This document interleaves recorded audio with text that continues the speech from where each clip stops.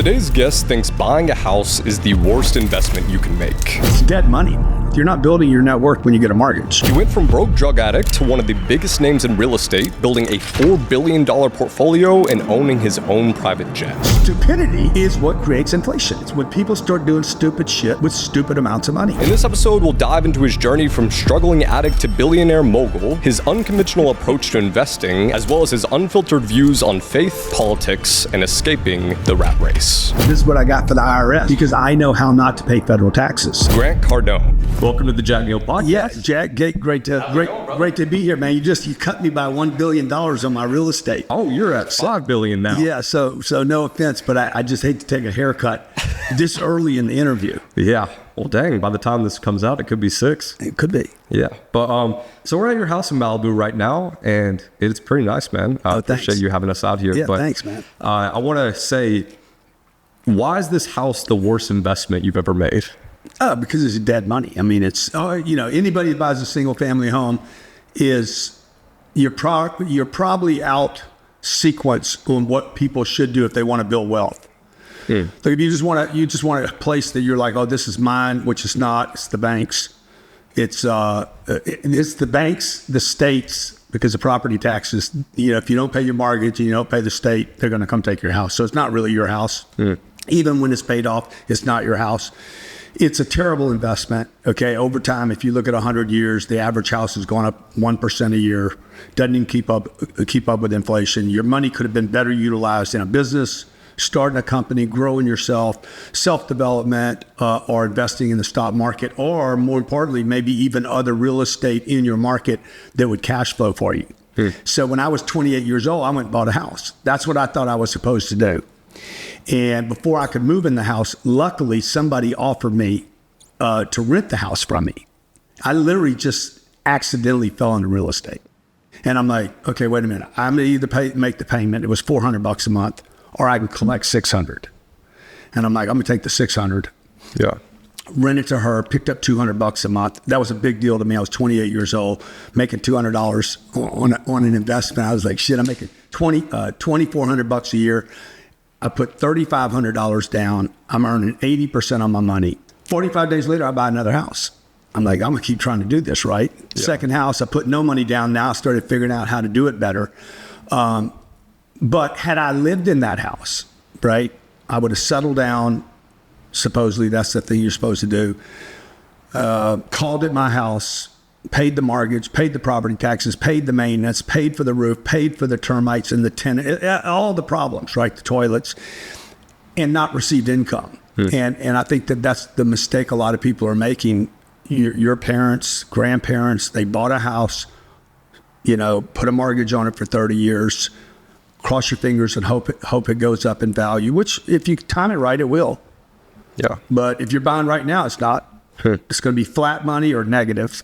So would you say buying a house is a worse investment than stocks or a Roth IRA? Yes. All those things. Well, the Roth IRA, I mean, you're picking up some of the worst. So buying a house is the worst investment. It's dead money, man. Like you're not going to make money there. And you're going to pay for it. So rather than buying the house, all you got to do is stay in the same neighborhood and go buy 4 units that cash flow. Rent where you live. And use the cash flow from the rentals to pay for where you live. So you think that's a pretty good investment? Yeah, this house is this is a ridiculous investment. But I made it once. I made it. I was on the other side of the hustle and the grind and trying to make it. Yeah. But it's still a bad investment. Like this house is $40 million. The property taxes are $600,000 a year. So $50,000 a month in property taxes. The interest had a mortgage on it would be equal to $2.8 million a year. So that's $200,000, $220,000 a month. So I have to make, $280 a month. In the first year, I have to make $3.2 million. I'd have to buy the house for $40 million. A year later, sell it for $43 million. It gets worse in year 2. Now I got to sell it for $47 million. To break even. In year 3, I have to sell it for $51 million. In the first 3 years, I'd have to make $11 million on the sale to break even. And I didn't have $40 million earning money. Yeah. So it's a terrible investment. And your audience is going to hate me for saying that, but it is. It's a freaking terrible investment. So if your uncle, your almost rich uncle tells you to go buy a house, it's better to own than rent, he's wrong. Yeah. You think this is just old news and at one point it was relevant? I don't think it was ever relevant. I think it was always a scam by the banks. Bank of America has made more money lending people money to buy a house. So they started banks. They're like, we need to find a way to we need products. Make money. Yeah. We need products. We need products to of a bank. Yeah, they said, hey, let's lend people. It's a good collateral. They'll put 5 or 10 or 15 or 20% down, and we'll lend them the money for the house.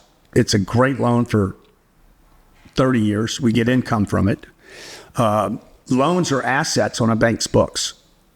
A loan for you or debt for you is a liability, but for them it's an asset. That makes sense. So it doesn't make sense to me. It's completely backwards balance sheet, right? Banks are terrible, very high risk vehicles. But people believe that if I save my money at the bank, it's safe. It's not safe. And they think if I get a mortgage, I'm somehow building my net worth. You're not building your net worth when you get a mortgage. Okay, and you're not building your credit score. By the way, rich people don't look at their credit score. They look at their assets. The schedule of assets, the cash flow, is what basically values a person's net worth. It's not where they live, the house they live in. Where you live should not even be on your personal financial statement because it is a liability. Yeah. So you look at the property taxes in Florida, it's 2%. Here, I think it's a point. Maintenance is a point every year, 1% of whatever the amount was. Interest today, 7%. So 7% of whatever the number is. So you got to take 7 plus 1 plus 1. You'd have to make 9% a year, and you haven't fixed a toilet, the roof, the floors, furnished it, or handled any of the problems. Hadn't put paint on it. Grant, do you think we should ban corporations from owning single-family homes? Well, no, you shouldn't. I mean, it's competition, man. You know, first of all, they're not buying that many homes. They represent maybe 10 or 12%. It's 10 or 12%? Yeah, it's a small number. Okay. Look, there's so many myths out there. There's so many untruths out there, like the single-family home's a great investment. Companies are buying Blackstone. Blackstone isn't buying they're not buying fucking single-family homes. They're buying companies that might own 10,000. So they would come, we own 15,000 units, not single families, but apartment complexes. Blackstone or BlackRock would come consume my whole entity before they would consume one apartment complex at a time. Yeah, that makes sense. So it's a bit of a misnomer that, the big corporations are buying all the single family homes. Even if they did, I wouldn't care. How about international investors? Do you think they should be in the real estate market in the U.S.? Well, they are. I mean, they are. There's probably top 5 investors in America is Canada. They love to come down here. Do you think that should be allowed, though? Like, as someone who's pretty patriotic? Doesn't bother me, man. No? Doesn't bother me. Let China come over here and buy shit. It doesn't bother me. You just like the competition of it? I like that. I like the action. I like the action. I like that. I like the competition of it. I like the fact that if I build a big enough portfolio, or when we do build a big enough portfolio, maybe one of those guys come gobble me up. But competition's a good thing, man. It's not a bad thing. It's good. It's good to have activity. I compete with all those big guys every day, like Cardone Capital, my company that we started raising money for, buying these big institutional quality assets. We're every deal I'm on, I'm competing with a Canadian company, possibly a company from Europe, big banks. These are massive institutions. Bank of America, J.P. Morgan. These are Goldman Sachs, Nuveen, all these big life companies. They're all, Jack, they're all doing business with other countries, and they have investors from other countries. So we're trying to buy their assets and basically democratizing those assets, because I don't use the money of the big banks. What I do is democratize the asset amongst my audience. Yeah. So my followers or fans, investors, people that support me and believe in me can invest alongside of me, with me, rather than me going to Bank of America or Blackstone for money. I just go to my audience and we own that asset.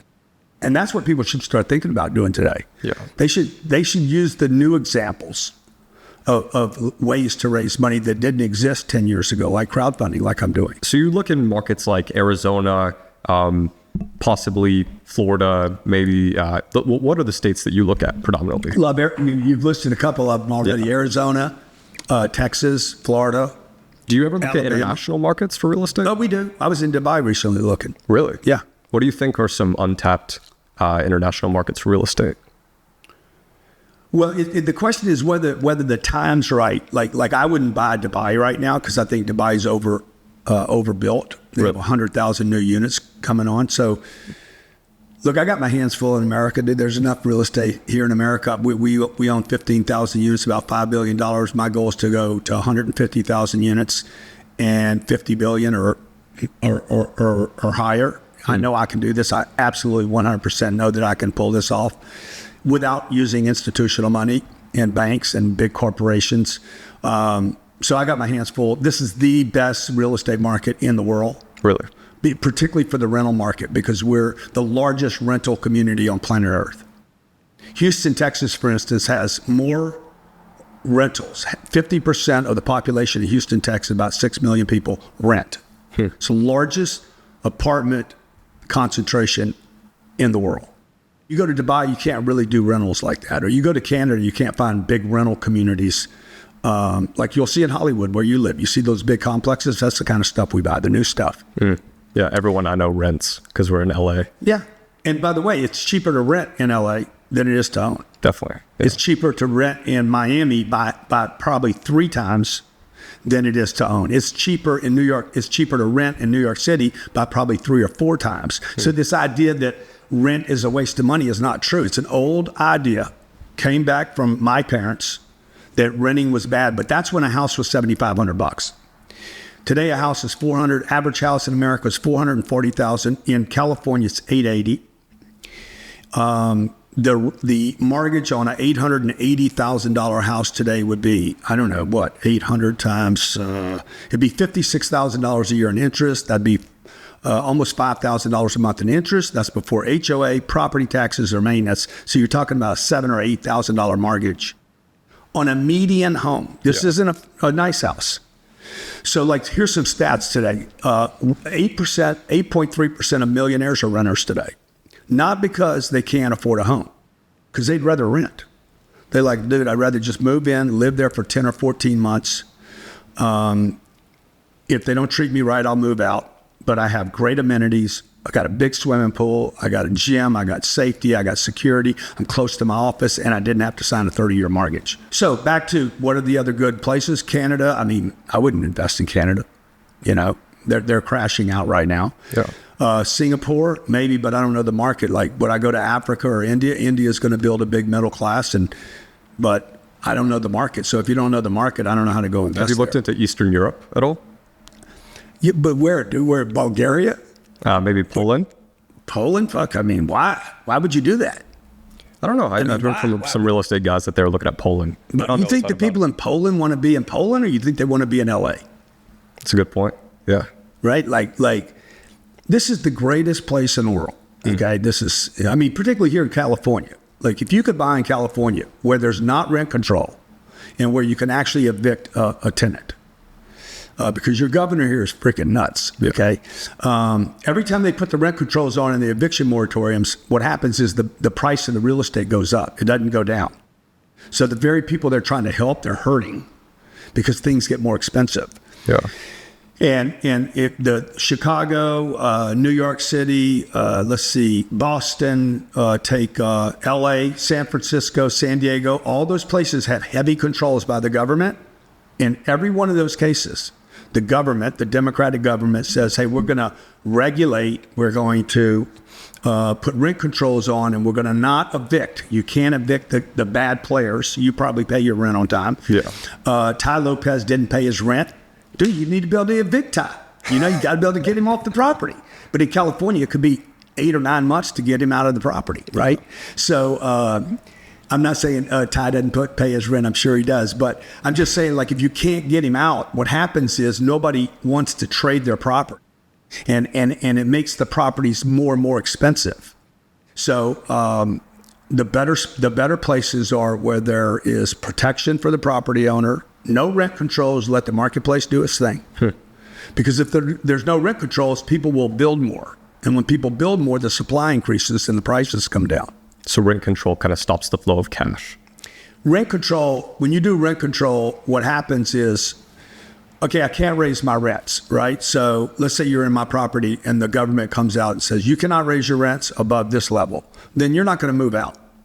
Okay, so let's say you're you're right here in Santa Monica or Malibu on the ocean, and I bought this place 10 years ago and the rent was whatever, $4,000. You move in 10 years ago. And the rents were $4,000 back 10 years ago because you're on the ocean, you can hear the water, it's crashing, it's beautiful. And the property value starts skyrocketing here because a bunch of people bought on Carbon Beach, a bunch of billionaire guys bought and, accumulated a bunch of property. And the next thing you know, the rents in the surrounding area have gone to $8,000, but I can't get your ass out of the property, dude. And you won't leave. Yeah. You're like, no, I'm staying here. Well, you're not a renter, bro. You're an owner in the property. Okay, because I can't move you out. It keeps the value of the property to where I can't sell it, can't trade it. And if I can't sell and trade the property, guess what? There's no activity. So basically anything that is for sale skyrockets. You understand? Because let's say these 10 guys just west of me right here. Yeah.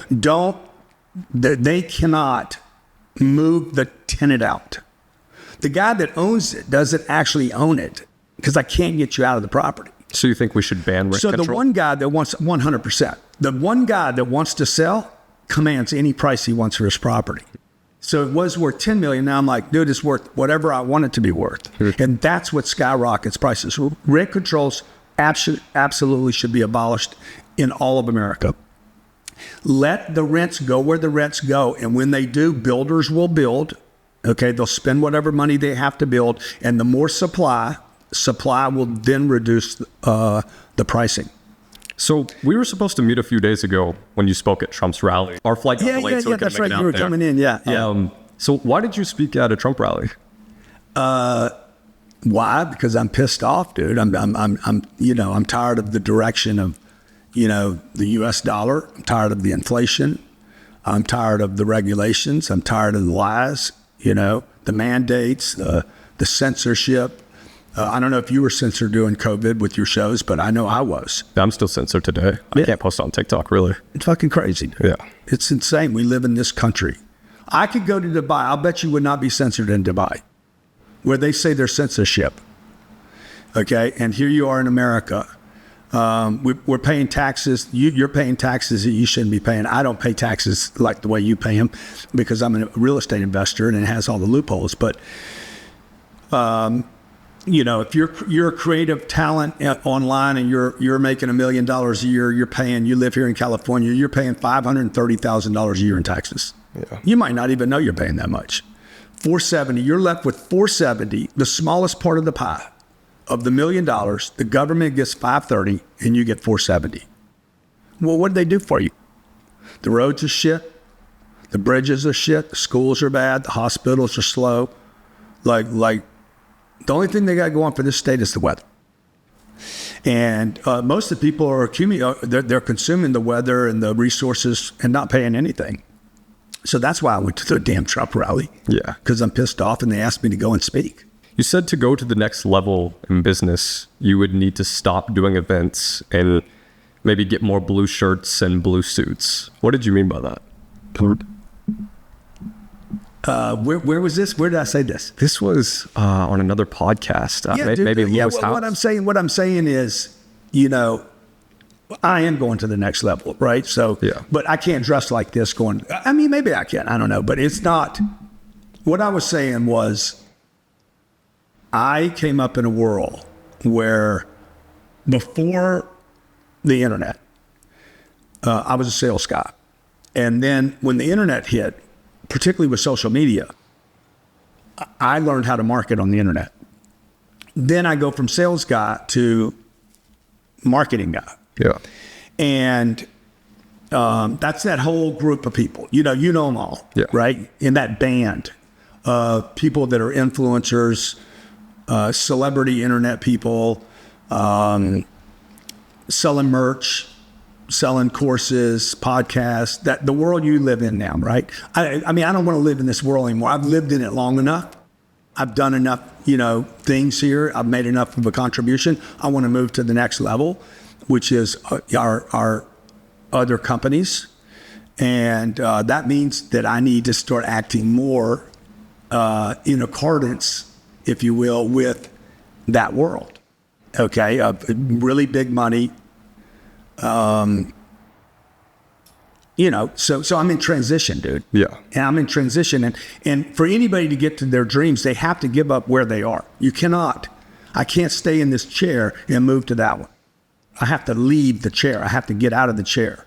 And I know that every move I've ever made in my life has basically been a series of transitions of me giving something up. From my drug days, giving up my friends, giving up my girlfriend, giving up the drugs, giving up the places I went to, giving up all the bad habits, dude, all that bullshit, which I'm glad I gave up now, but it was very difficult to give up.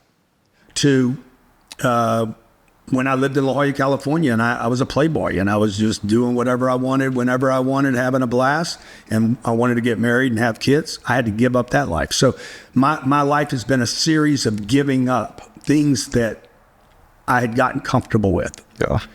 Whether they were good for me or bad for me. And they were good for me at one point. I had fun partying as a kid. Mm. And then one day I wasn't having fun anymore. It became an addiction. And I had to give the addiction up. And friends and all the bullshit that came with it, right? And then when I was being a playboy, it was fun. For a long time, it was fun. And then I'm like, okay, this isn't fun anymore. I don't want to do this. Being a millionaire was fun. And it was fun getting it, grinding it, hustling it, becoming a public speaker. That was fun. I've done thousands of speaking gigs. At some point, I'm like, I don't want to do this anymore. I want to become some other version of myself. And so that's what I meant. I'll have to start dressing like them, talking like them, going to their meetings, being in their environments, bringing them, the treasures that next group values. In order to do business with them. I thought you might mean it. I think you meant it literally, like actually wear suits and kind of put on that persona. But I thought you meant blue suits, blue shirts, like associate with that party. Yeah. So no, I wasn't talking about joining the Democrat Party. Yeah. But who knows? Do you think you make more money joining the Democrats over the Republicans? Well, no. That conversation would only be had if I became political, like to run in politics. Are you going to go into It politics? would probably be easier to run as a Democrat and win. Really? Than as a Republican. Are you going to go into politics? I think in some ways I'm already in politics, right? That's true. But it's not really about politics is not something I strive. I'm not like it's something that you're almost forced to get into at some point in life. Yeah. Like when you own enough of stuff, right? You're not going to know this until it happens to you, but you'll know it one day. If you get enough of this thing called success, dude, it comes with a whole bunch of stuff nobody prepares you for. Hate, criticism, investigations, like people looking into your life, people looking at what you're doing. We've raised $1.5 billion over the internet. We've sold another almost $2 billion worth of products over the internet. People look at that. Have you been audited a few times? Oh, what? Have I been audited? Do you have an open audit? No, I don't. No, all my audits are closed. We've won every audit that I've ever been involved in. And just recently had a closed investigation by two very powerful groups that somehow were interested in me that couldn't find anything. So look, there's no problem with all that bullshit if two things. One, you got to have your hands completely clean. Books got to be completely in order. Then they're going to look, but it's still, number two, it's still expensive. It's an expensive use of your time and energy. It's draining. It's something you don't budget or plan on. Now, what level do they care about you? Is it like $1 million a year, 10 million a year, 100 million a year? Well, the audits, it depends. Like if you were to leave the state of California, I don't know how much, what kind of money are you making right now? Maybe low seven figures. Yeah. Okay, good. So if you left right now and moved to Florida, right, they're going to probably audit your exit. And I can show you exactly how to exit and win the audit. Yeah. So when you're ready to move, okay, and quit paying. No matter what, if I go to Florida right now, they're going to look at it? 1,000%. Really? Oh, yeah. You need to be prepped for it. Mm. So when I left California, I'd lived here 25 years. I was audited 3 times. They were certain they could get something. Look, the state of California tax department is worse than the federal government's IRS. Way worse. They're vicious. So you just need to budget some money because they're going to, no matter what you do or how you do it, no matter how right it is, they're still going to audit you. They're going to try to get you money, bro, and they're going to try to cut your hair. Yeah. Okay. Okay. So, but it's cool. It's fine. It's not a problem as long as you do the right shit, right? So when does the government become interested in you? I don't think it's about how much money you make, but I do think it is about how much noise you make. And I think that there's a new thing going on. Maybe not a new thing. Maybe it's been going on since JFK. I don't know. But anybody that shows up, particularly since Trump,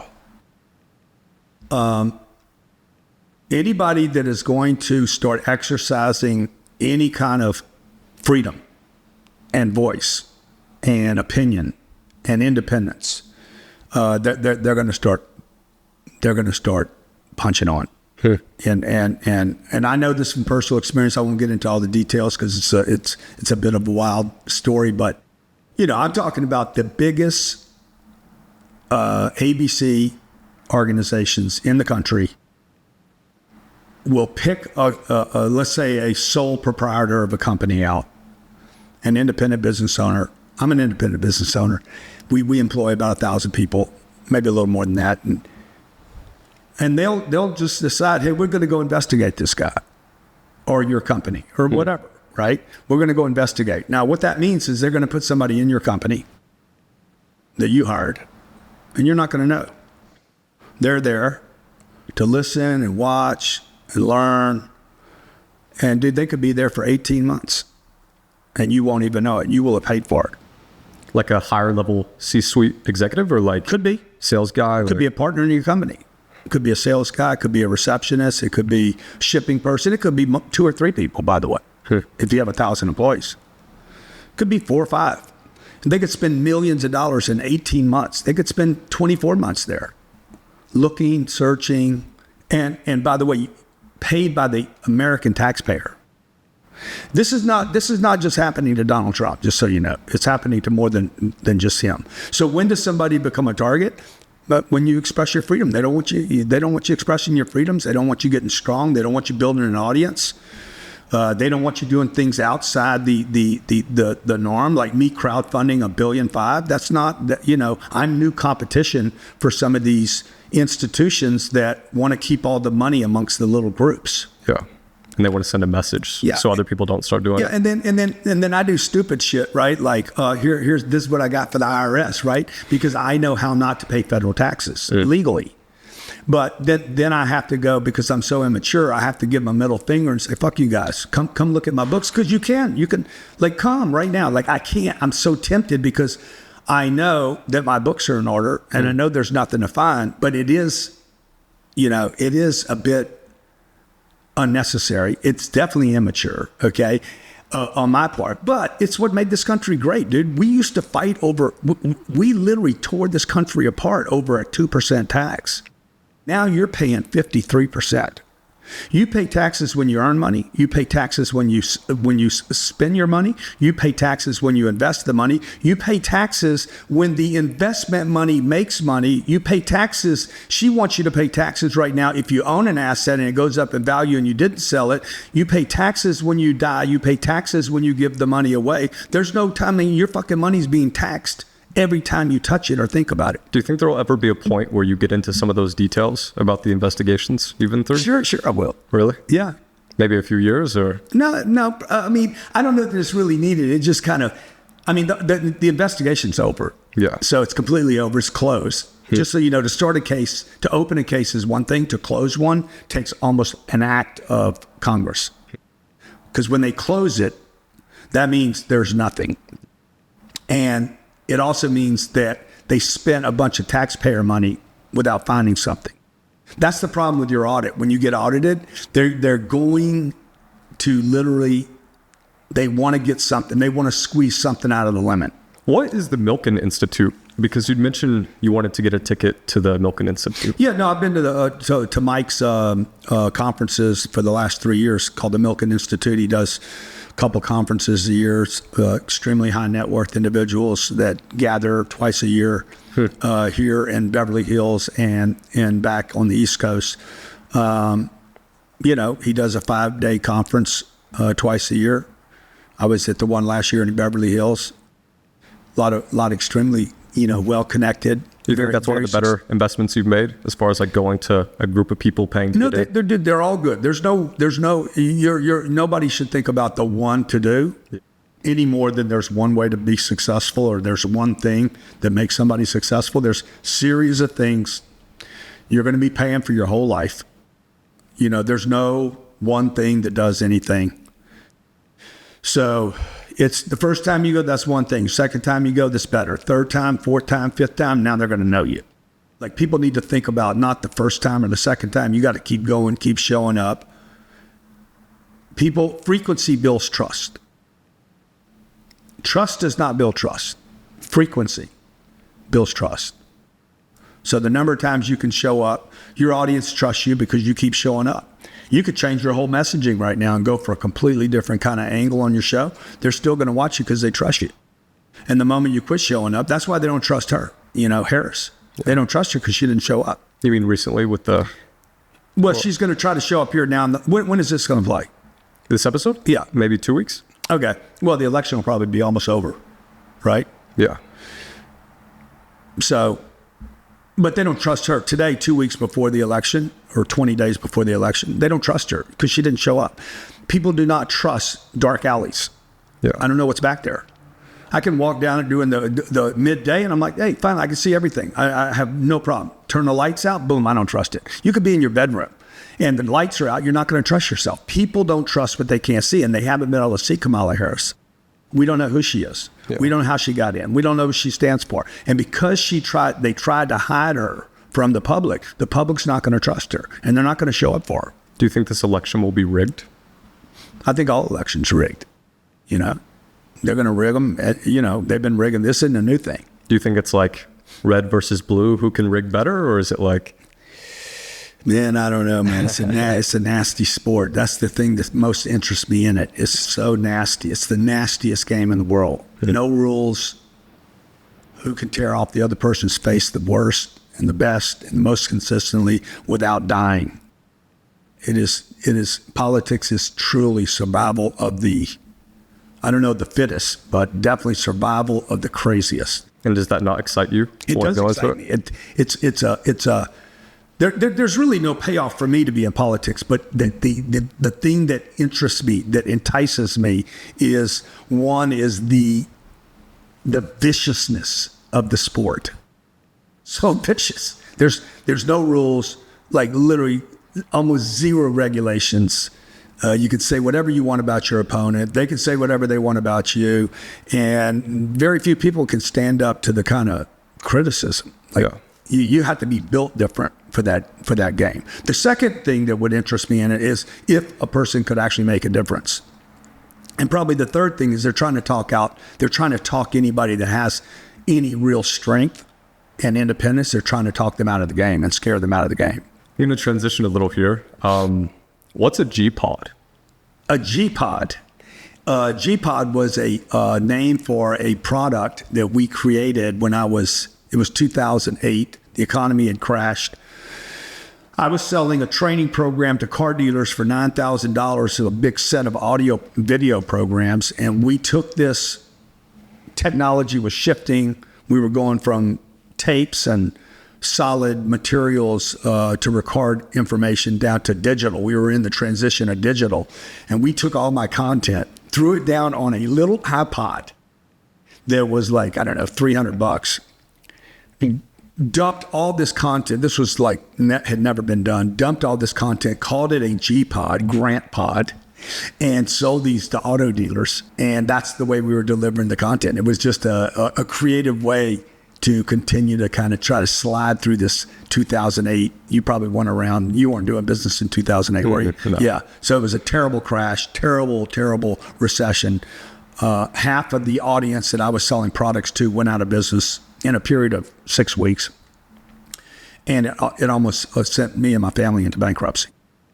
So the G-Pod didn't save me. The real estate saved me, but the G-Pod was a saving grace. Yeah. Did it make any money? No. It was just. Have you ever had any other ideas like that, like software? No. We built a before that. I'd taken the Apple Newton. You probably don't remember that product. Newton? Yeah, the Newton.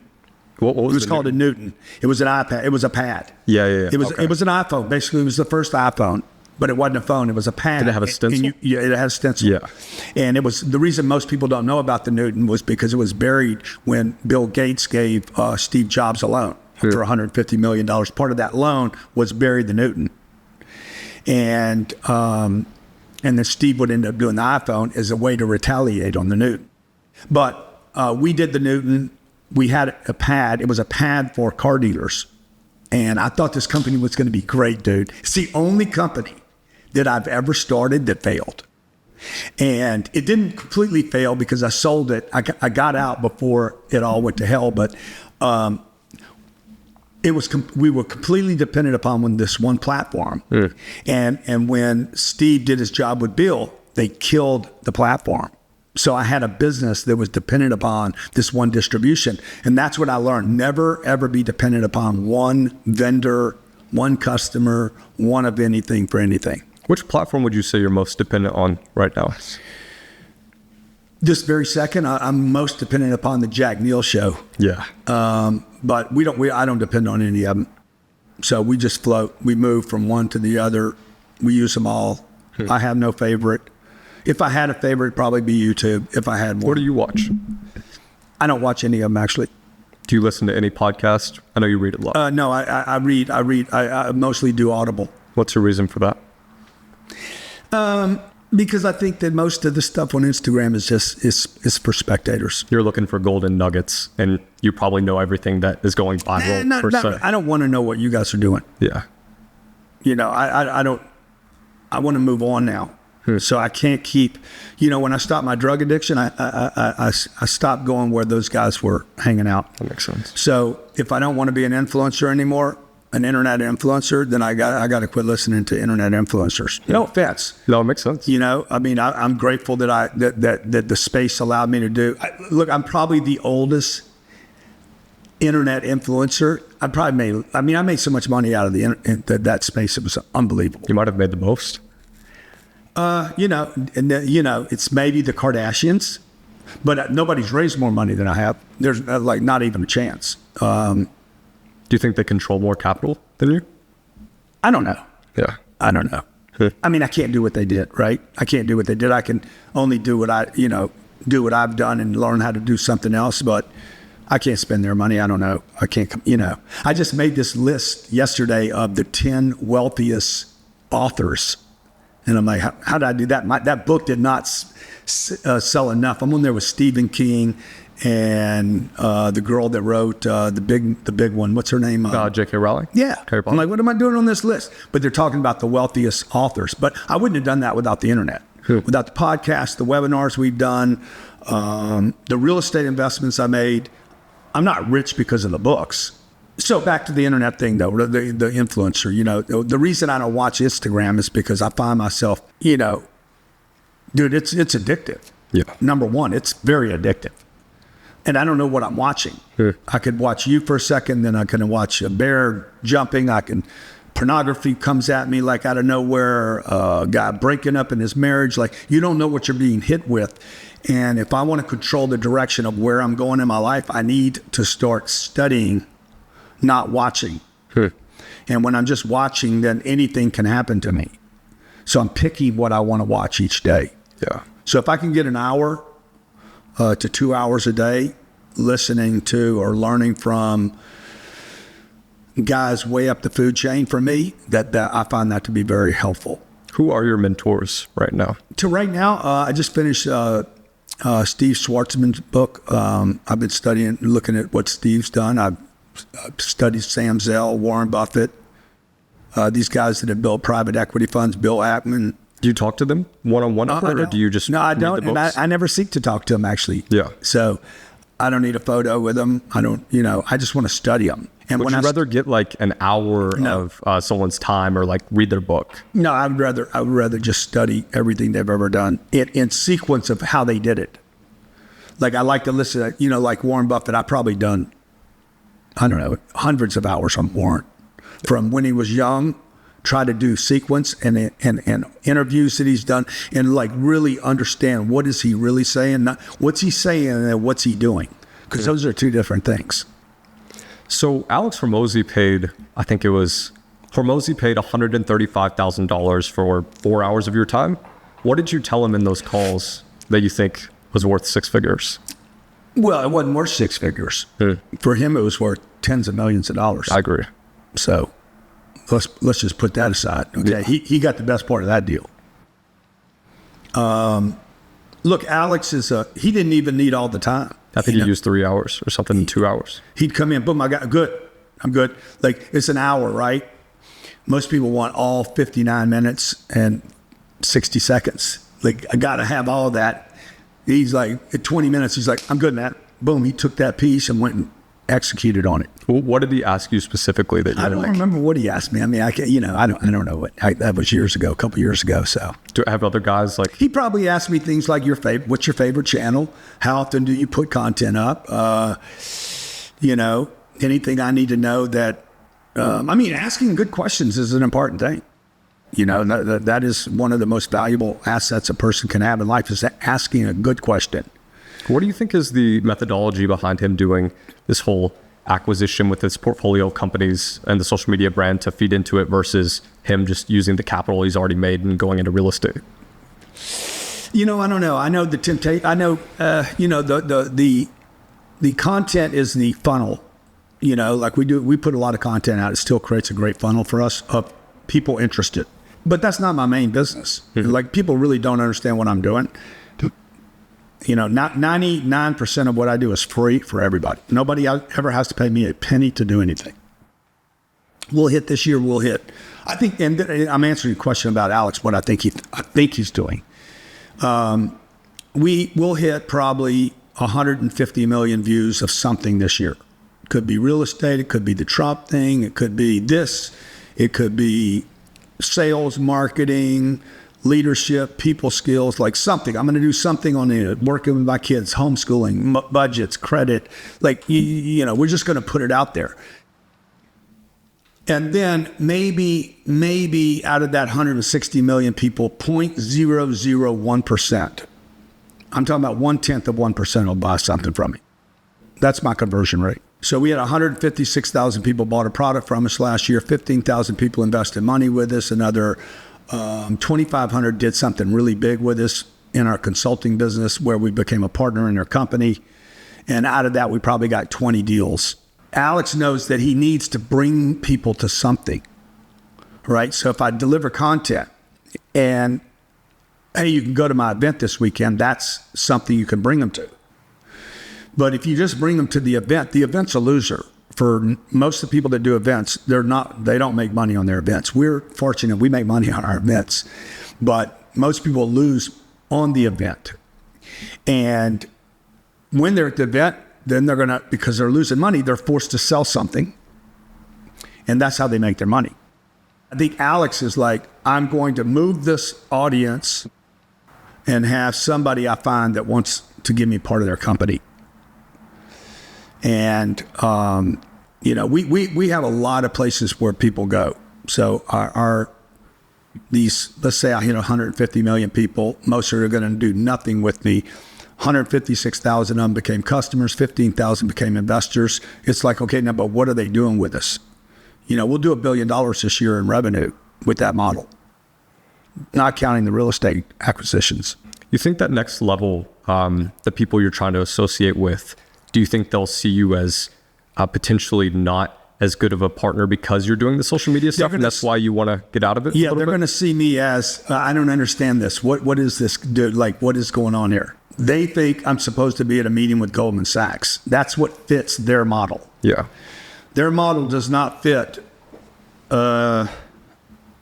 with me, me going on YouTube and educating people about not going to college. I'm like, why would you ever go to college? You know, so I do a video on that. It gets a bunch of attention. And they're like, wait a minute, how did that turn into you raising money? Or on TikTok, like we've raised a tremendous amount of money on TikTok for our real estate ventures. And they're like, whoa, that's a 14-year-old kid there. I'm like, yeah, 14-year-old kid, they all have parents, man. Yeah. Damn. So this world, the banks, the institutions, Wall Street have completely ignored social media. Still today, like here in 2024, they're still ignoring it. They think that we're some freak shows or something here. You know, they don't think we're real. They don't think the money's real.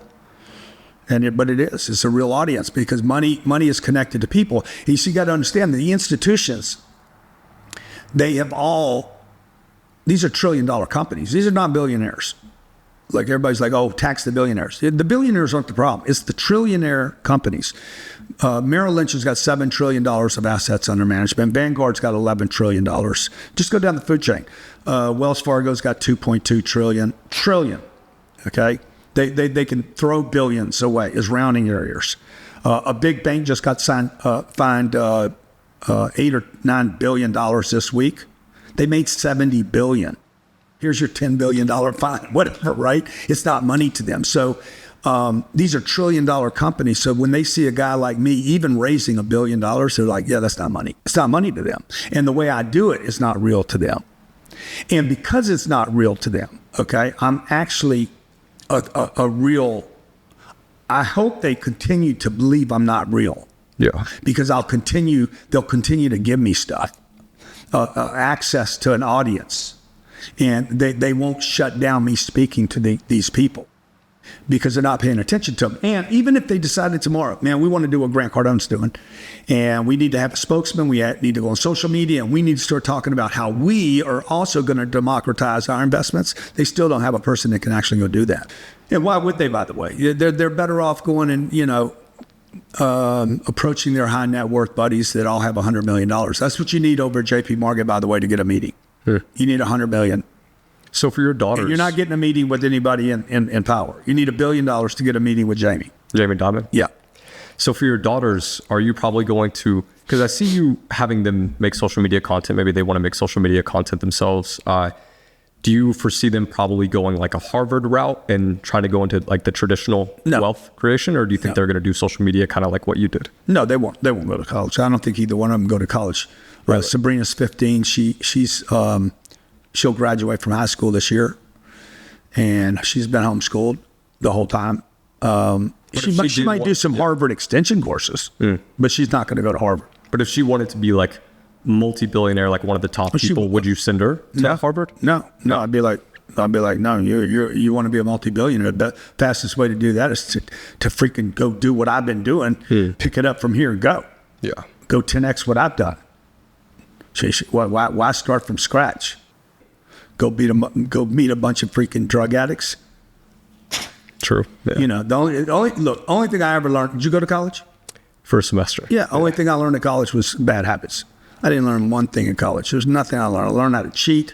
I learned how to use drugs, smoke drugs, snort drugs, drink too much, pop pills, find pills. Like I didn't learn anything good. How to skip class, still pass, and how to get a certificate, not really accomplish anything. Yeah. I wasted 5 years of my life, a bunch of money, 5 years of income. I could have been making $50,000 a year when I was 21 years old.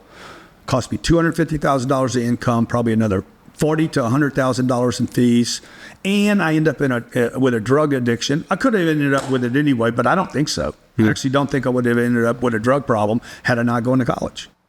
I was around drugs every day at college. Every break, every in between class, dude, you knew where to find a line. Yeah.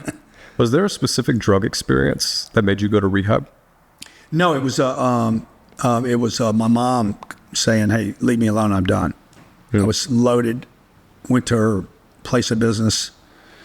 I'm literally like, I can't talk. I'm just freaking, it's embarrassing, dude. Like, and she's like, "I'm done. Don't come back here. I don't want you around me. I don't want you at the house. I don't want you at the business. I don't want you, period. Until you clean up, don't come back here." And 10 days later, I was in a treatment center. And then I was going to ask what made you first start doing them, but it sounds like college. Was that it? No, I started when I was 15 years old. My dad died when I was 10, and a drug dealer introduced me to drugs when I was 15. told me it was cool. Did your siblings struggle with that as well? My brother, I'm a twin, so my twin and I both ended up, playing with drugs. I'm not going to speak for him, but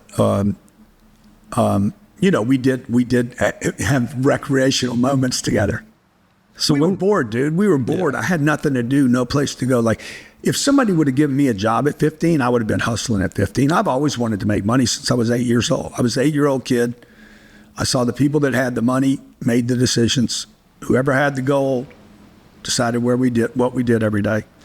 And I've wanted money my whole life. When my dad died, I wanted money even more because I knew money would help my mom. My mom was terrified when my dad died. She didn't know how to manage the budget. She didn't know what to do with the money. The little bit of money he left, she didn't know how to manage the house, keep the house, who to pay, when to put a roof on. She didn't know any of that stuff. And so I made this crazy private secret commitment when I was like 15 years old to myself. One day I'm going to be rich. I'm going to get rich one day so that I don't have to worry about this bullshit every day. Yeah. And then I wasted 10 years on drugs. And in 25, I said, okay, I got to get my shit together. And ever since then, I've been reading books and studying people and trying to get my life a little better. Did you sell anything when you were younger? What do you mean? Oh yeah, I sold shoes, clothes, fish, worked in refineries, worked on roofs. I grew up in Louisiana, in the bayous. Yeah. Sold shrimp on the weekends, dude. What else did I sell? Was never very good at it. Ended up selling cars when I got out of college. Not because I wanted to, but because that's the only place I could get a job. So when was the first time you flew first class? When I flew first class, first time?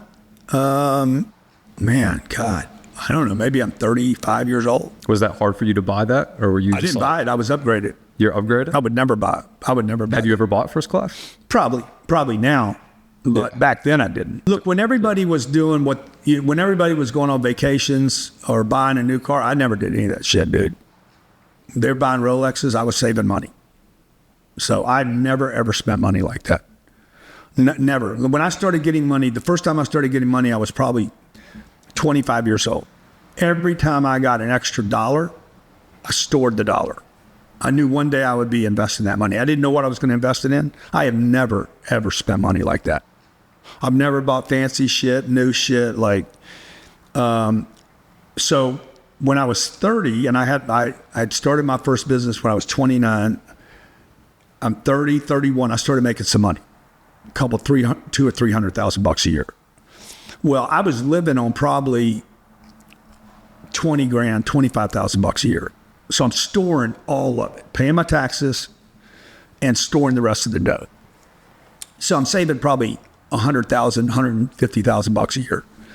And everything, dude. I had the money. I mean, I could have bought it. My buddies are buying new cars. They're going on trips. I ain't doing shit but working 7 days a week. They're complaining about a 40-hour work week. I'm working 80 hours, 100 hours. Was there anything you were just tempted to buy? Yeah. Oh, yeah. I'd see a Rolex. Oh, God damn, I could buy a Rolex right now. I mean, they were cheap, $2,000. I'm like, nah, I'm not going to buy the Rolex. No, I'd rather have the money and I'm going to invest it one day. Because at that time, now I'm 31. Now I'm starting to buy real estate. I bought my first 3 pieces of real estate. So every time I got tempted to buy a piece of anything, a car's $50,000. I'm like, nope, I'm going to take the $50,000 and buy some real estate. So I was broke all the time. I stayed broke constantly. Anytime I had money, I'd store it and I'd put it in a sacred account. It was literally called Grant Cardone, and underneath it, sacred account. Sacred meant I couldn't touch it. Then when I started buying real estate, I bought a single family home. 45 days later, I bought another single family home. And then the third thing I bought was 48 units in Vista, California, down to San Diego. Cost $350,000. I had $350,000 saved up. Boom, put it all in that one deal. And now I'm broke again, so I got to hustle money. So I've never kept money. Like, I never have money around. Like right now, if you wanted something, if we needed to buy something right now, one of you guys would have to come up with the money because I don't have any cash on me. Yeah. So I have all my money invested, so nobody can ever get money from me. Like, you could literally sue me right now for something. You came over here, bump your toe, whatever. Like, you might get something from the insurance company. You ain't getting shit from me. Okay? All my money's invested in something illiquid. and you can't break the partnership to get the money. You can't take the house from me, okay, because it won't liquidate today. So if you do a partnership with someone else, you can't access the money. No, you cannot break a partnership. Huh. That's right. So the more partners, the better. That's really interesting, right? Yeah. But back to this, man, if people would stay broke when they're young, okay, I don't mean like you spent all your money. I never spent money. I never wasted money. Like I have done dumb shit, okay, with money. But I waited to do the dumb shit once I knew I had more money coming in that I didn't have to earn. So I never bought a first class ticket. So when was the first time you flew private? Well, the only time I flew, when I got a taste of first class was when they upgraded me. I'd be like, hey, can you guys upgrade me? I'd beg, plead, make friends. You know, I'd fly the same airlines over and over and over to get the points so that they would move me up, right? And then one day I was on a flight. Now, this is 3 million miles. I've flown 3 million miles by this time. I'm probably 45 years old. And the guy comes running onto the plane at the last minute, sits next to me. Oh, fuck, they upgraded me. And I was like, fuck. That's who I look like. This fucking idiot right here, hustling last minute. And the thing he's most grateful for is the hot nuts they're going to give him. We were on American Airlines, right? And I'm like, this is stupid. I got to get out of this shit.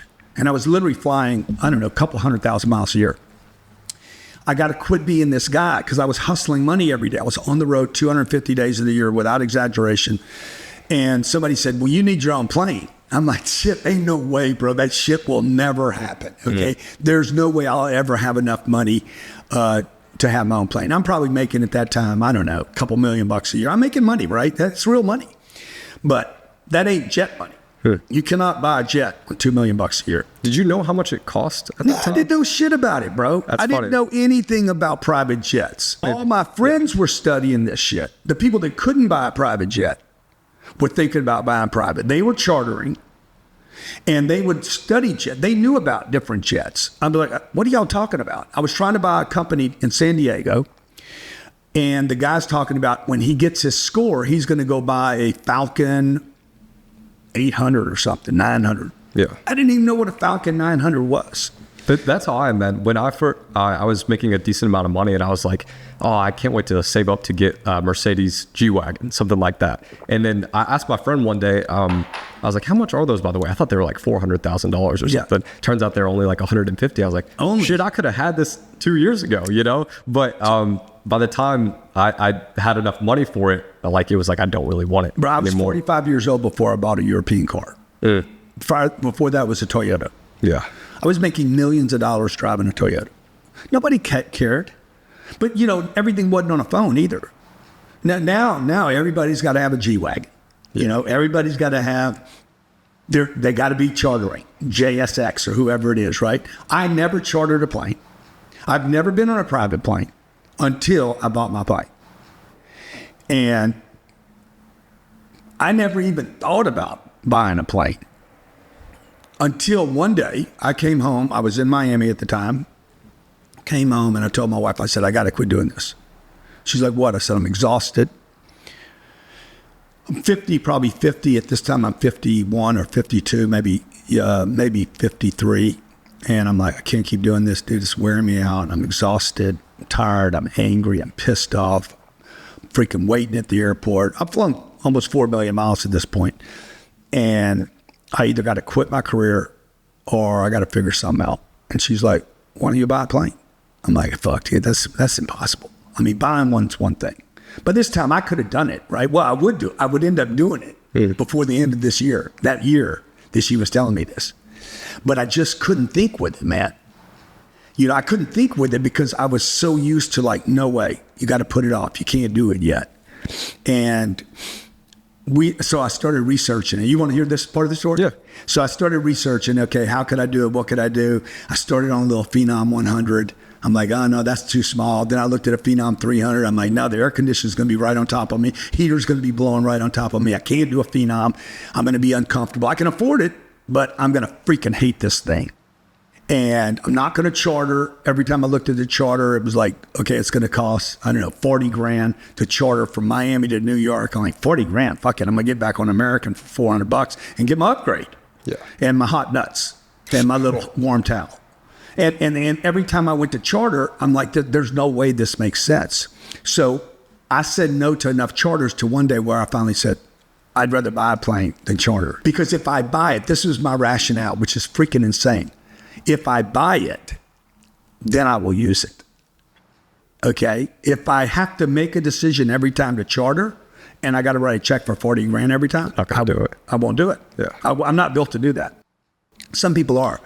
So I started shopping planes. I ended up landing on, I looked at a 900 Hawker 950, thought they were too small. Ended up buying a Gulfstream 200, ugly plane. My friend Howard called it an ugly plane.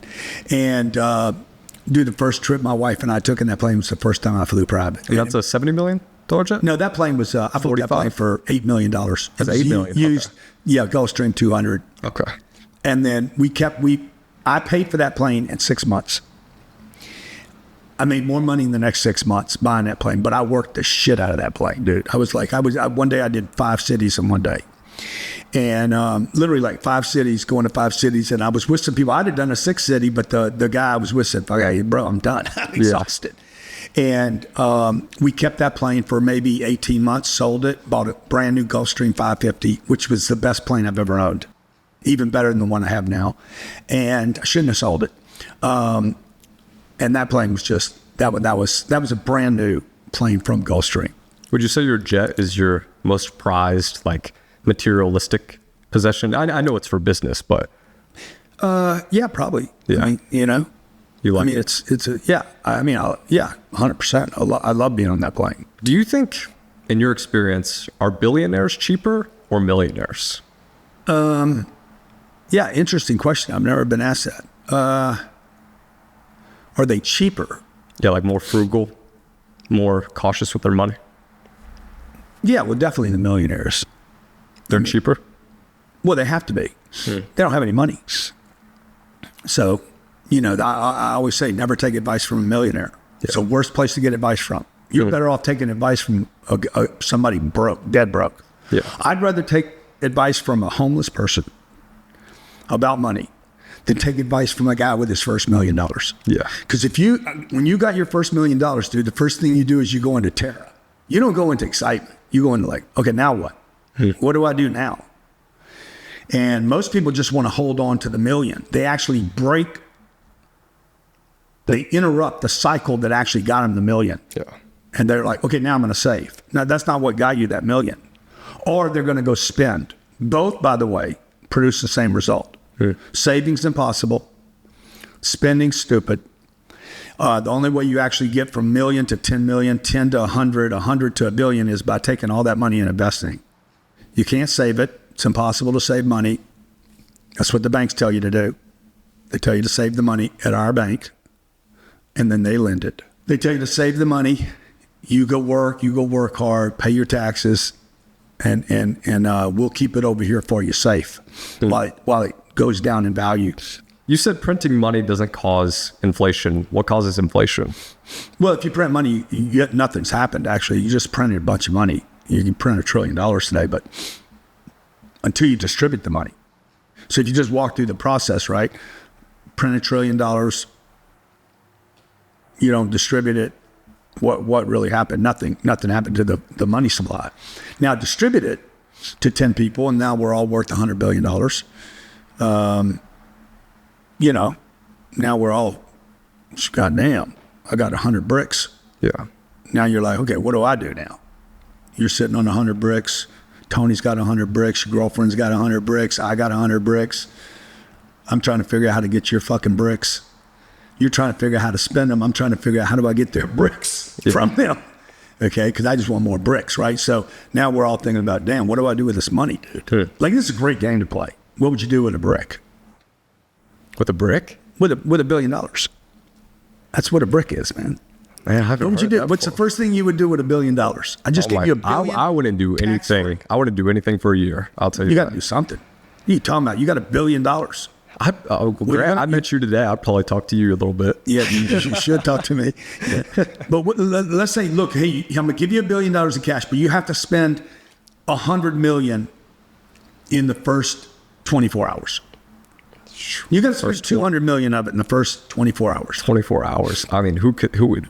who would take 200 million from me? I mean, probably an investment fund like yours. You would take 200 million from me. Yeah, but you got to spend it. You can't just give it to somebody. But I would buy into like your fund or something. Does that count? You could. Yeah, you could do that. I mean, that's But you got to move this money, right? Because here's the thing: you're not going to just sit on it because it's actually going down in value every day. You understand? There's no saving the money. So the bank's going to tell you, leave it with us, bro. It's going down in value. Yeah.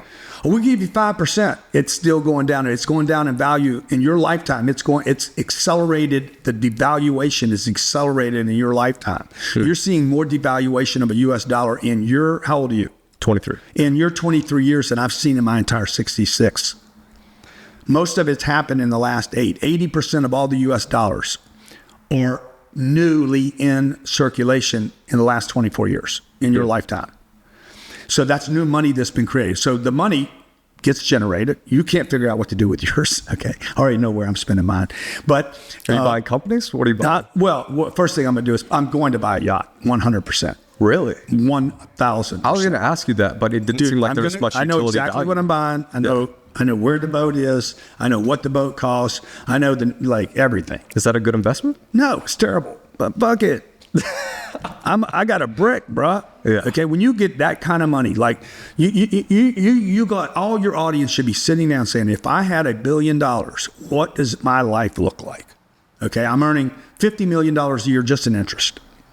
In my real estate fund, I'm probably earning $150 million a year, $12 million a month doing nothing except moving money into a real estate investment. They can't take the real estate, can't break the partnership, they can't tax it. Okay, and it literally, I just get dumped cash flow on me every month. So I'm getting funded passive income. Like, people should only live off their passive income. It's the only thing. This is what the super rich do. They only use their passive income. They never touch their capital. So that's what I do in my life. Okay, if I'm gonna buy a watch, I never do it out of earned income. So about half of my income is earned. It's probably 80% of my income is still earned, and 25% is passive income. I never spend out of the 75%. Yeah. I only spend out of the passive income. I invested some money over here. I bought a water company, and the water company sends me $10,000 a month. I could spend an entire $10,000. But if I'm earning $1 million over here, I'm not touching any of that. All that money over here will get reinvested to buy another health company, another piece of real estate, invest in somebody's company, some idea. I'd rather lose the money investing it than lose the money spending it. You were asking about inflation. How's it created, right? Well, we printed, and the next time you hear somebody say we printed too much money, that's not the inflationary issue, okay? We distribute the money. We haven't spent a penny yet. Nothing inflated until you decided. The four of us decided we want the same yacht. And the price goes up. And we're like, bro, okay, you're not buying the yacht, bro. I'm buying the yacht. And you're like, no, I'm going to overplay because you got money now. Now, this is what creates inflation. Stupidity is what creates inflation. Okay, it's when people start doing stupid shit with stupid amounts of money. Now, it doesn't have to be $1 billion. It could be a $1,400 PPP check back in COVID. When somebody got their first check and they go online because they're bored and they're smoking weed and they're watching Instagram and they're watching somebody on Instagram talk about, yeah, I did this and I did that. And they see their Gucci's and they're like, fuck it, because they're a spectator. They're a spectator, and spectators get abused, okay? Because they're watchers. They're not in the game, they're watching the game. They're excited. Oh my God, look at them. They get excited, overly excited. That's why I don't watch Instagram, because I don't want to be a spectator. Because I'm being affected. Oh, fuck, those Gucci's on Kanye. Fuck, I got to get me some Yeezys or whatever they're buying, right? And they're like, I got $1,400 from the government. Fuck, it's meant to be the government. In God we trust. I'm going to buy some Yeezys. And that's what created inflation. When stupid people do stupid shit with money that they either earned or they were given. But you got to understand, all that money ends up with people like me, man, because I don't care if they print. You go fucking print it tomorrow. Like, every time they print, I celebrate because I'm going to get mine. I'm going to get it and I'm going to keep it. And more importantly, I'm going to multiply it. I'm going to figure out how to get my share. And I know your audience might hate this. This is where you're gonna get that little spike in your YouTube. Say, I fucking hate this guy. And the reason you hate me right now is because I'm telling you the hustle that you guys are not willing to do.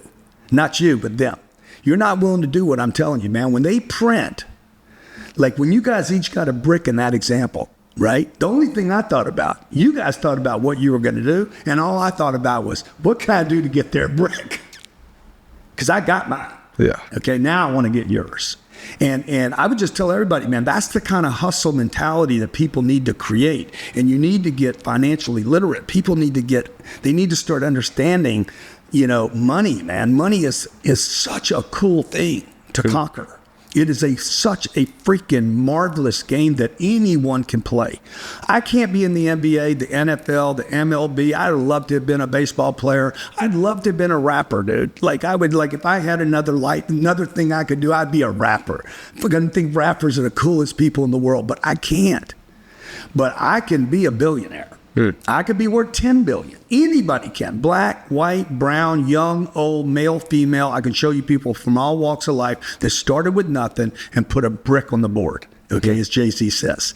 And anybody can do that game. That's the cool part. The cameraman can do it. Okay, the creator can do it. Maybe not doing what you're doing, but certainly you can do it by studying studying the game. There's plenty of money. There's no shortage of money on this planet. And we have a little more money every day. The problem is we don't have enough people hustling. We have a lot of people that are indoctrinated. We got a lot of sleepers and spectators. We got a lot of medication, a lot of lazy. Lazy is not natural. If you're lazy, it was imposed on you to be lazy. Lazy is not a natural organic condition. You're not naturally organically lazy. You don't want to nap. You have to nap, you have to take sleep, right? But if you ever look at a child, children are naturally wanting to do something. They're very curious. Yeah. It's the adult, the teenager and the adult that becomes medicated by society and becomes, oh, I'm lazy. You're not lazy. You were made lazy. Your food can make you lazy. It's true. Your friends can make you lazy. The weed will make you lazy. The lithium will make you lazy. But giving up will make you lazy. But a brick, dude, if I told you right now, okay, any of you guys, there's a brick on the sidewalk, $1 billion, and whoever gets to it first owns it. Okay, you would find capabilities amongst the four of us that we did not even know we had. Yeah. Or maybe not. Maybe somebody would stay in their chair and say, nah, that's not for me.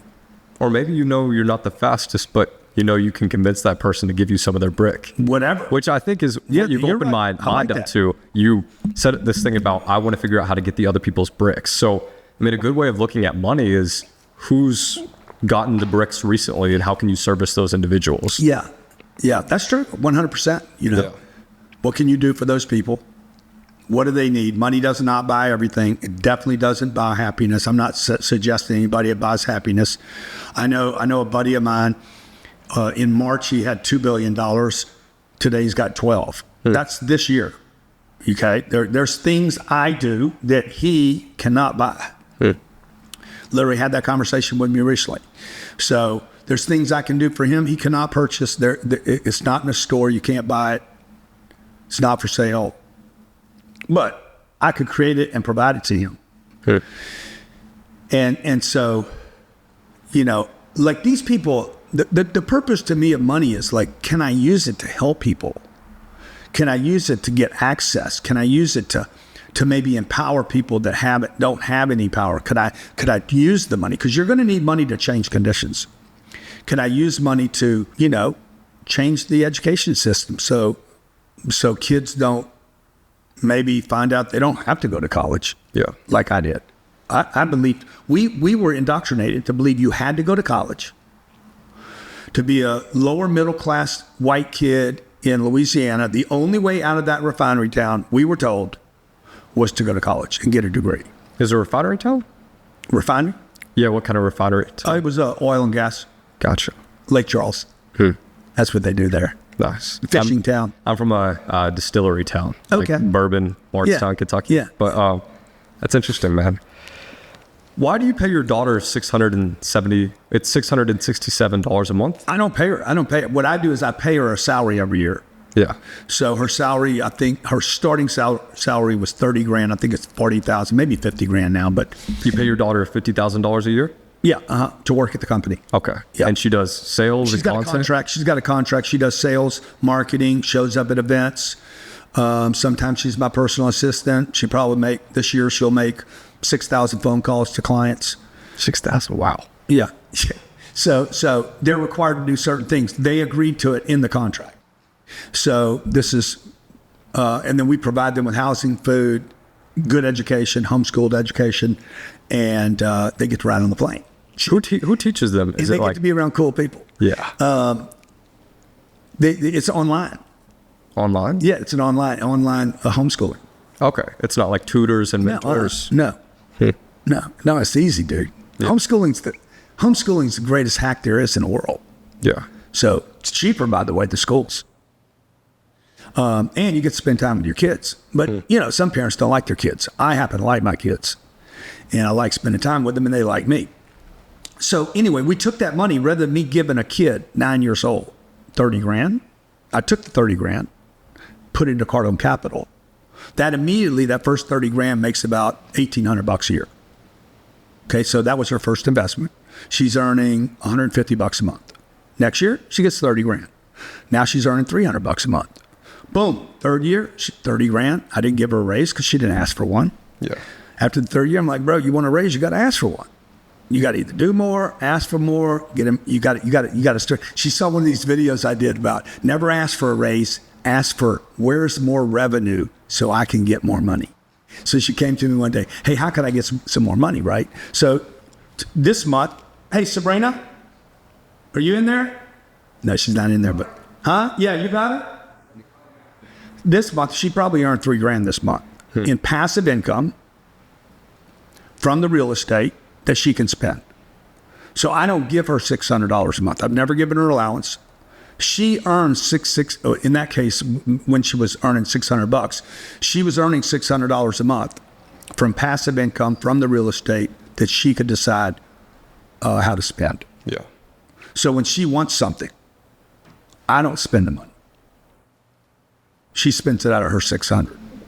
So when do you foresee yourself like upping that salary, like $100K, $1 million a year? Is it going to be when she provides the more value? Dude, my daughter has done so much for our business. Both of them, by the way. Yeah. I got Sabrina and Scarlett. They have both contributed so much to our family, our lifestyles, how we travel, how supportive they are.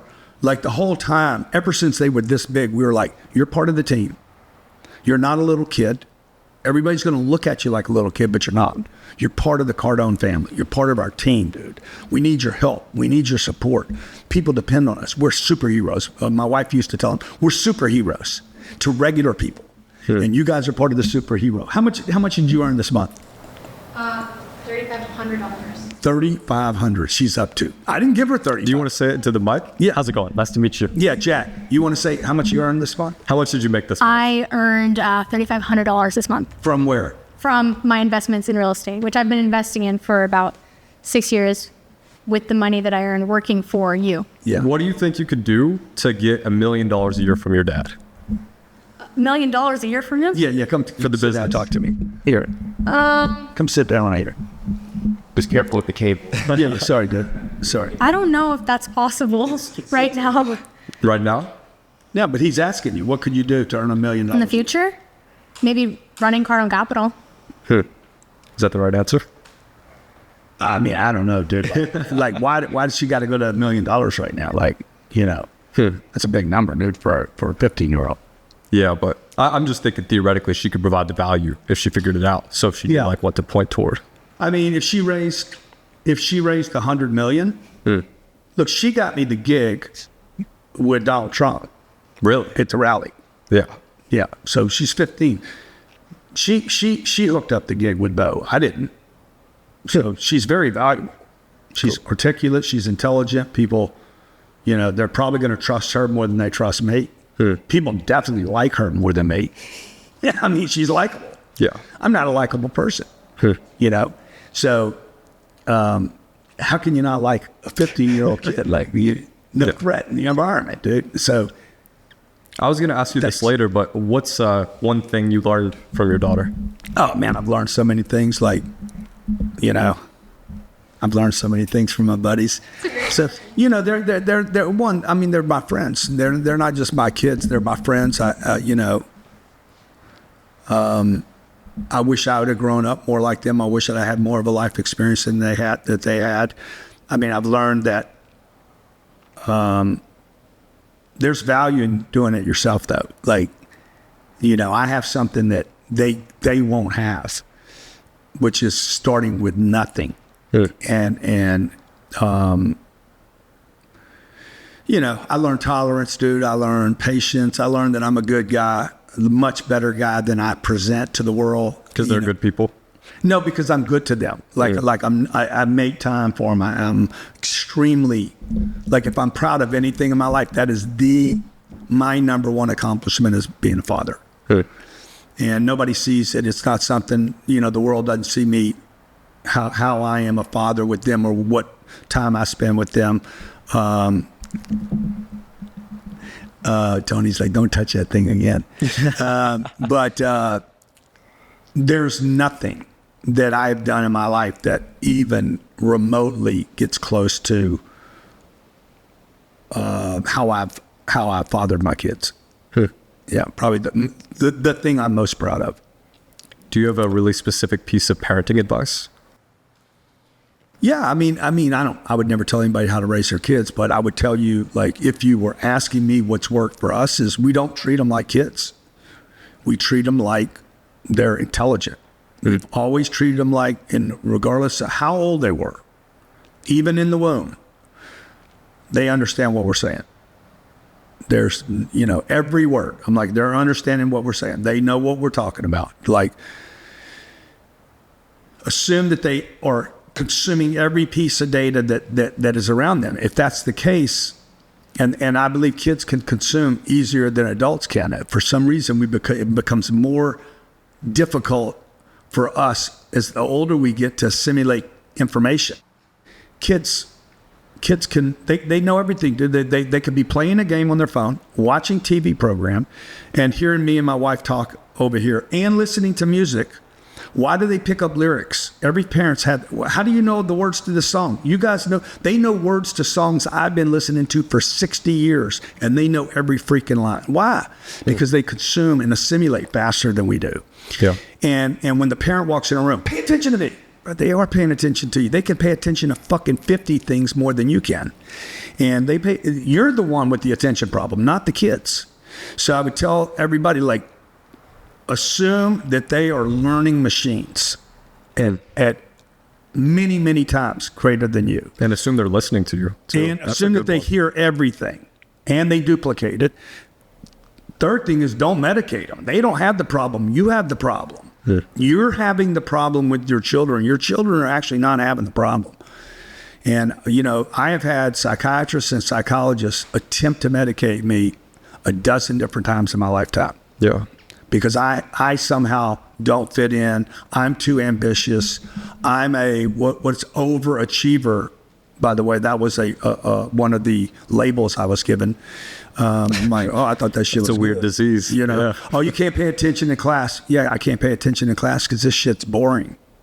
And I don't need these classes. And I know the 17 years I spent in class, I know very few of these classes I will ever utilize. This data is not relevant to my future. Now, I don't know how I knew that when I was 5 and 6 years old, but I knew it.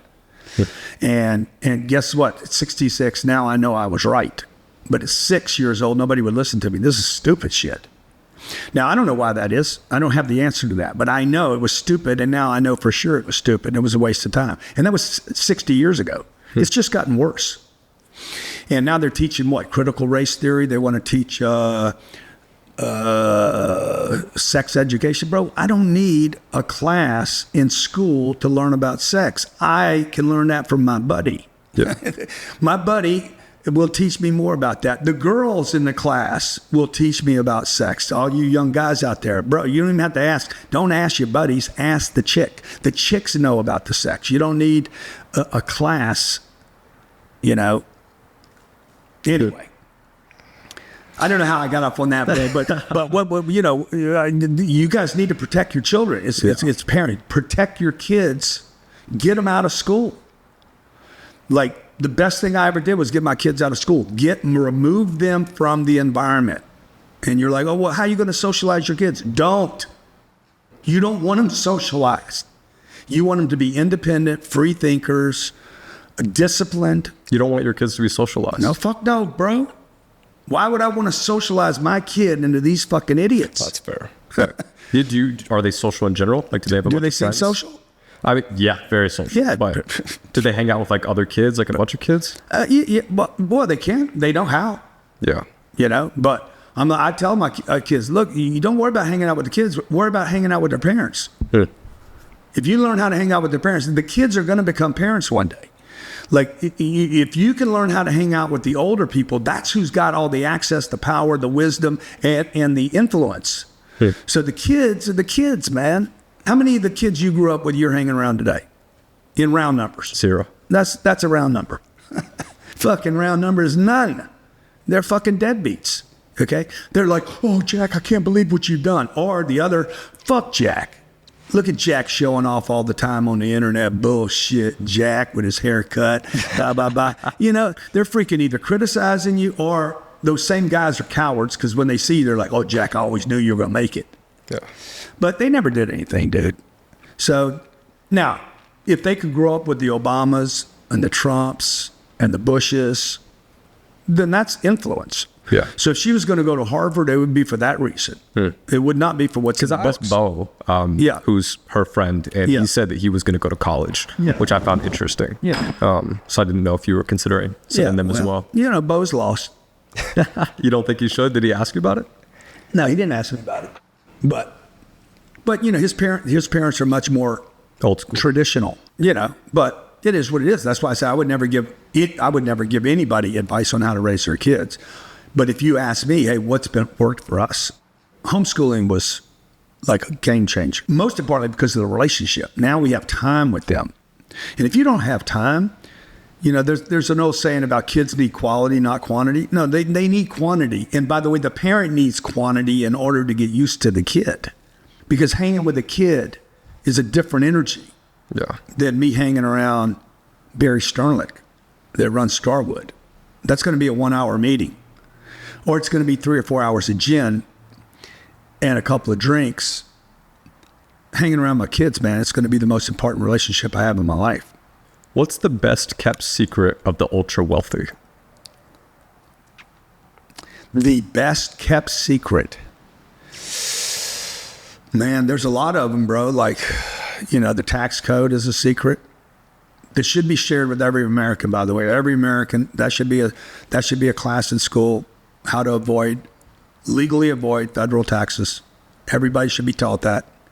It's legal. It's in the code. Should be a class. Everybody should have access to the same information. Connections, man. They spend a lot of time connecting. They spend a lot of time. They're very selective about the people they spend time with. They're very selective. They're very strategic. Who are they? What do their parents do? Like everything's about who are they? What do they do? What have they done? It's basically discrimination. It's very discriminatory. I am going to discriminate who is in my life. I don't mean racially. I'm going to be very selective. Who is in my life? Now, I made this mistake when I was 15 years old and let anybody in my life. And when I got out of treatment center, I became very discriminating. I want to know who you are, what you do, what your house looks like, what your car looks like, who you're hanging with. She looks bad. Your car looks bad. Your apartment looks bad. I'm not hanging out with you. All those are signs of problems. Have you been discriminated against because you don't come from wealth? Oh, yeah, 100%.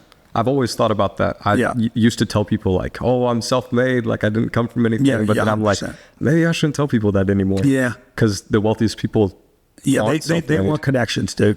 Yeah. They want to know what school you went to. They want to know who your friends are. They want to know who your dad is, who your mom is. They want to know you're connected. So you'll see my transition. I don't know, those of your audience that have watched me for any period of time, you'll see a transition.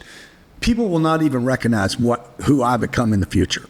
They'll be like, oh yeah, I knew that guy when. That was the blue suit, blue shirt comment. Yeah. That's what that was about. Do you think religions are businesses? No, I don't think, when I think of a religion, I don't think of a business. I think of about a place. I think religions are very, very important for civilization. People need a place to go to have hope. Yeah. To pray or have faith or. Well, let me start with the foundation of, so your education company, for instance, you're providing value to people, and it's also a business to motivate you to provide that value, you know? Yeah. So by that same token, some religions could be set up as a business. So it's just an equal value exchange of helping people find faith and with God. But you don't see them as businesses? I don't see it like that. I've never walked into a church. I grew up Catholic. I never walked into a church and said, this is a business. It was, now, there was a lot of stuff going on that was overwhelming to me at 6 and 7 years old. All the symbols and Jesus and the cross. But I never thought about, to me, I was overwhelmed in that environment. It was like, I think there's a lot of stuff going on here. Yeah. But I don't, when I go to Italy and I walk in the churches there, or I'm in France and walk into those historic churches. I was in Morocco, walked into a church that was 1,200 years old. I don't think about it being a business. Do you believe in aliens? I believe there's aliens. Yeah, dude. Really? Yeah, 100%. I believe there's aliens. I believe there's aliens probably in your food. I think that yesterday I read they just discovered the 6th ocean inside the planet. And that the planet's oceans supposedly are just leakage from this main ocean. So 90% of all the life in the ocean, in the 5 oceans that we have, supposedly we don't even know about. So do I believe in aliens? Yeah, I do believe in aliens. And they're here? Yeah, they're here. Do you believe in aliens more intelligent? Extraterrestrial? Like people flying in aliens? I guess aliens more intelligent than humans. Oh, well, I think almost anybody could be more intelligent than a human. I think the birds are synchronized. I guess people flying in. The bees are communicating with one another. Ants don't talk, and they all know what they're doing. They work together. They don't fight. They build. My dog, I got a little dog called Doodles. He's a little Mally something, I don't know, a little tiny poodle we're outside, my wife and the 2 kids, we're driving up, we're out on the interstate, and it's noisy out there on the PCH. Like my dog's here in the house, the dog knows we've driven up. And I don't know how the dog knows that. Yeah. Is it the smell? Is it the sensation? I don't know. But do I think that there's beings more intelligent than humans? Yeah, 100%. How about the whole spaceships, Area 51? Dude, who knows, man? Shit, I don't count anything out. I have a hard time believing that we're the only, if you go back and study the ancient religions, the first religions before Christianity, those guys all talk, they look to the skies, they have drawings in their caves and in their work of saucers But hey, man, what do I know, man? The Greek talked about Zeus and all the gods. And does that topic interest you too much, or is I don't think. Dude, I got my hands full on this planet. You think about practical. I got my hands full on what happened in North Carolina. We can't even resolve that. I'm like, I'm getting attacked because I'm at the damn Donald Trump rally and I used the F-bomb. And people freaking attacking me. Mark Cuban's banging on me for saying fuck. No, you said fuck in front of your 15-year-old daughter. I'm like, okay. Bro, if that's the worst thing I do to my kid, she's probably going to be all right. Everything's going to be fine. We got fucking inflation, immigration. We got a country and accelerated decline. People can't afford their groceries. I'm fine. People can't afford their shit, can't grow, worried about their kids in schools. We got a lot of problems, and you're worried about me saying fuck. But anyway, it is what people do, you know? So aliens, bro, that's out my pay grade. I will give you one more theoretical question. Okay, go ahead. If you knew who was really in power, would you say it? Would I say it? Yeah, sure. Or do you know? I think I know. By all means, tell us. No, I mean, I think but people should just look into it, because it doesn't matter if they don't believe. See, most people just believe all that's just conspiracy, right? They're like, oh, no, it's, you know, here's what I will tell people.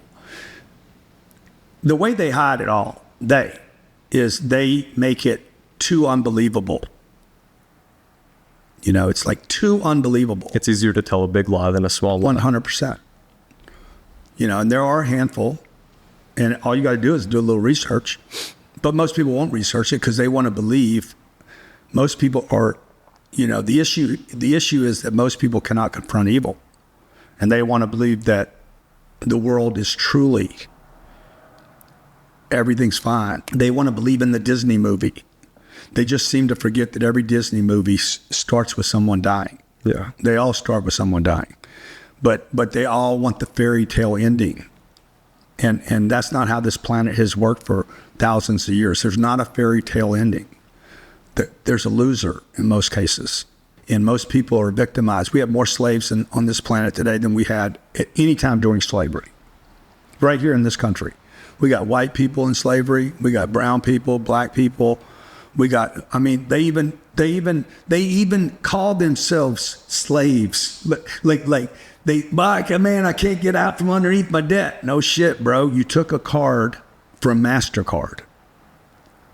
Like, they changed the Cleveland Indians name, but MasterCard still gets to be MasterCard. Do you know if a realtor came in this house to sell this house, they cannot call my bedroom a master bedroom, but MasterCard is still MasterCard. And they are the master of many people. Okay, MasterCard and Visa card do about 50%, I think it's 47 and 51% profit margins on trillions of dollars a year. And what is it? It's a piece of plastic. They basically are the transaction via between Starbucks and your bank. And they get 2 or 3%. They're making a 50% margin on processing something. Would you launch a card? Well, no, I wouldn't launch a card because you can't compete with these guys. You know, they have a lock on the system. There's only like 3 of them. MasterCard, Visa, and American Express. Maybe Discovery, but they don't really count. They're all tied in with the banks. But a card that runs on Visa and you get a percentage of the transactions. It's not what I do, dude. I actually provide value to the world. Yeah, and you think that's taken away. So that makes sense. It's unnecessary, man. The exchange of money is one of the most highly profited items there is, right? You know, like using my Visa card and somebody gets 3% on my American Express purchase is freaking ludicrous. So I'd rather give a guy 50% tip to serve me food than give the Visa card or MasterCard 3% because they processed the bill last night. And I didn't even pay them over time. I just transacted. So you're known for setting massive goals, 10x. What's something you've been avoiding because it feels too risky or uncomfortable? Going public. So we're looking at it right now, but I've wanted to do it for a while. I want to basically take our educational company public. And, you know, you lose control. Now you got everybody looking at you, but we kind of got that already. You know, that's one thing. There's a number of things that I am resisting doing, that I want to do, that I'm interested in. So that's one of them. We'll go public at some point. When? It'll happen here. You know, what are we in? We got 3 months left of the year. Yeah, so, you know, it probably could happen next year. Or like, what will it take to make that happen faster? Me just moving, saying, okay, let's do it. You know, I'm not going to know everything about it. Everybody you talk to says, don't do it, just stay private, blah, blah, blah. You know, you get bad advice from everybody. You know, that's unfortunate. When you're looking for something, everybody's going to tell you, be careful. Just keep doing what you're doing, bro. You know, Which company stay in your lane. would be taken public? It would probably be Cardone Training Technologies. It would probably be Cardone Training Technologies first, and then a year later, 10X Health. But we're not ready there yet. But that will happen for 100%. That's going to happen at some point. What percent do you own of Training Technologies? All of it. And you would want to raise from investors? I would basically do a direct public offering. I've investigated this a little bit, so now I'm showing my cards. I would do a direct public offering for maybe 10 or 15% of the company to consolidate my consumers and expand beyond my consumers to find out who would want to invest in that name. Take that money, bring those people in through a direct through a private equity offering, and then that would take 2,000 or 3,000 investors, and then go public sometime after that, listed on the exchange. And what that would do, I think it would give us credibility. It would also produce some revenue for us to make some other investments with, or not. The company's very profitable already, so we can grow out of profits in the way we do things. Yeah. But it would be a grow up. It would be a grow up. You know, now I have to become a little more. I got to become a little more disciplined. Yeah. In the things I do, and say, what will you have to give up? Talking about aliens, you know, I don't know. I mean, I don't know that I have to give anything up. You know, I just have to be, you just have to be a little more, you're scrutinized, and people can use what you say. When things are going good, everything's fine. But when things don't work out exactly the way everybody did, then they start gathering data. Yeah. To say, oh yeah, he said. So I'd probably have to watch. It'll be a little more selective about what I say and do. Maybe not. Maybe things are changing. You know, Elon's changed a lot of things for a lot of people. It's true. Trump's changed a lot of things for a lot of people.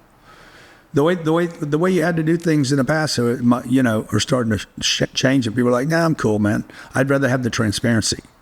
So I'd probably have to be a little less transparent, maybe. I don't know. Yeah. Grant, our last guest, Ryan, wanted to ask why you aren't doing as many events, but you kind of gave me that answer earlier. That you're just trying to focus on different things. Would you have another question for our next guest? I think it might be Gary V. Oh, Gary Brecka? Gary Vaynerchuk. Oh, okay. What question would you ask Gary V? What would I ask Gary? I don't know, man. I probably don't have a question for Gary. No question? I don't think he's gonna like having a question for me. I know, that's why I think you're a good person to ask him a question. Yeah. No, I mean, I don't really have a question for him. That's all good, man. Yeah. Okay. Who's the most impressive person you've ever met? Most impressive person? Probably Dave Chappelle. Why? Man, dude, guy's talent and intelligence is just so deep. Trump on a different level for different reasons. His energy level, bro, is like intimidating. For a guy like, I got a lot of energy.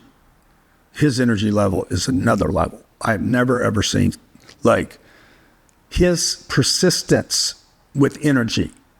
Not just his energy, it's like his ability, his durability, his ability to like show up again and again is fucking unbelievable. Tom Cruise, I had dinner with Tom Cruise one time. Well, he's one of the most fucking intense people I've ever met in my life. Tom Brady, most intense next to Tom interview that I've ever done was with Tom Brady. Like, it was like, it was spiritual, kind of like respect for that amount of intensity that an individual can generate. So you said your most impressive people you've met. What's the best piece of advice you've ever received? Best piece of advice. Learn how to get my money to work. I was 35 years old. My uncle said, hey man, you know how to work? At 25, he didn't respect me. At 35, he's like, okay, now you know how to work. Turn your life around. Now you need to learn how to get your money to work. And on that day, I changed from working I mean, I still work hard to learn how to get money to work. Well, cool. Well, everyone, this has been the Jack Neel Podcast. This is your guest, Grant Cardone. Yeah, thanks. Appreciate you taking the time. Thank you, man. Yeah.